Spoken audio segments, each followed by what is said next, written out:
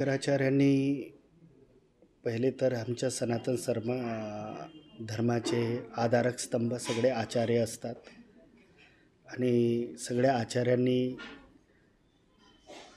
याला समर्थनच करायला बघायला पाहिजे, याला विरोध करू नये।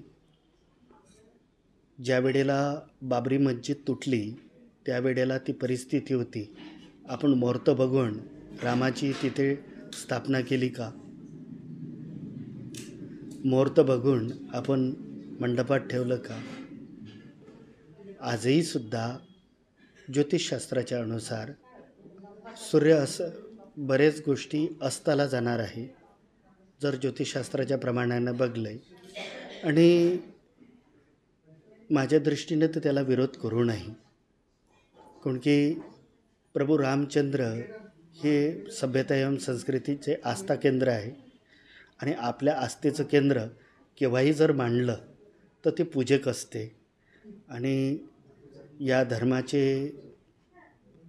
विचारधारक या गोष्टीला कुठं जर विरोध करत असेल तर सनातन विचारधारामध्ये कुठंतरी मतविचाराची तेळ पाडण्याचे काम होत आहे।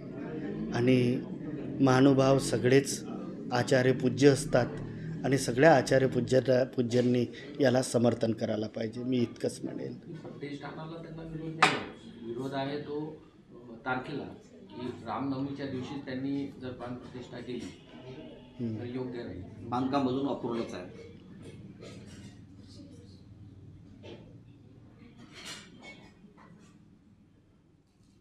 आजपर्यंत प्रभू रामचंद्र टेंटमध्ये राहत होते, ती अपूर्तता होती, तर न्यायालयाला कधी विरोध केला नाही आणि न्यायालयाला बसून टेंटच्या जागी 4 टीन मागितले नाही। किमान आता भगवान रामचंद्र त्यांच्या गर्भगृहात जात आहे आणि गर्भगृह म्हणजे घर, गर्भगृह म्हणजे घर, आणि आता त्यांचं घर पुरं तयार झालेलं आहे। घर हे अपुरं असो की पुरं असो, पण घर तयार झालेलं आहे। आणि आज मंदिर ट्रस्ट या गोष्टीचा जर निर्णय घेत असेल तर सगळ्या आचार्यांनी समर्थन करावं, आणि मी देखील रामानंदाचार्य या गोष्टीला समर्थन करतो की 22 तारीख हे येता उचित आहे। एबीपी माझा, उघडा डोळे बघा नीट।